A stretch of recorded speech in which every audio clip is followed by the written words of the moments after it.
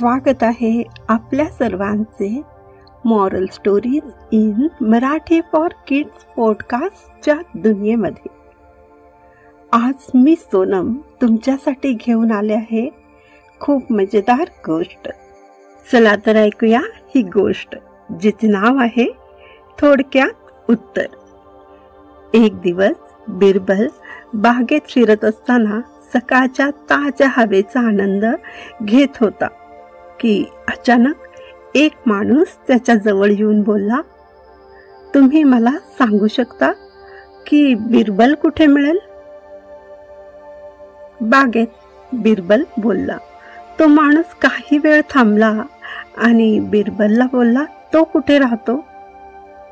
त्याच्या घरात, बिरबलने जोरात उत्तर दिले। तो माणूस अजून काही वेळ थांबला। थोडा वैतागून त्याने पुन्हा विचारले, तुम्ही मला त्याचा पूर्ण पत्ता का देत नाही? कारण तुम्ही मला त्याचा पूर्ण पत्ता विचारलाच नाही, बिरबलने आणखीन जोरात उत्तर दिले। तुम्हाला लक्षात येत नाही का मी काही विचारू इच्छित आहे ते? त्या माणसाने पुन्हा प्रश्न केला। नाही, बिरबलने उत्तर दिले। तो माणूस काही वेळ शांत राहिला। बिरबलचे फिरणे चालूच होते। त्या माणसाने विचार केला की मी असे विचारले पाहिजे की तू बिरबलला ओळखतोस का? तो माणूस पुन्हा बिरबलच्या जवळ गेला आणि बोलला, बस मला फक्त इतके सांग की तू बिरबलला ओळखतोस का? हो, मी ओळखतो, बिरबल बोलला। तुझे नाव काय आहे? त्या माणसाने विचारले। बिरबल, बिरबलने उत्तर दिले। तो माणूस चकित झाला। तो बिरबलला इतक्या वेळापासून बिरबलचा पत्ता विचारत होता। बिरबल होता की तो स्वतःहून स्वतःबद्दल काहीच सांगत नव्हता की तो बिरबल आहे। त्याच्यासाठी ही आश्चर्याची गोष्ट होती।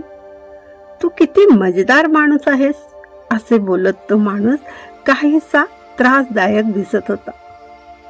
मी तुला तुझ्याबद्दलच विचारत होतो आणि तू काहीही वेगळेच सांगत होतास। सांग, तू का बरे असे केलेस? मी फक्त तू विचारलेल्या प्रश्नांची सरळ सरळ उत्तरे दिली, बिरबल बोलला। बिरबलची हुशारी आणि चातुर्य बघून त्या माणसाला हसू आले। तो माणूस म्हणाला, त्याला त्याच्या घरगुती समस्या सोडवण्यासाठी बिरबलची मदत घ्यायची होती।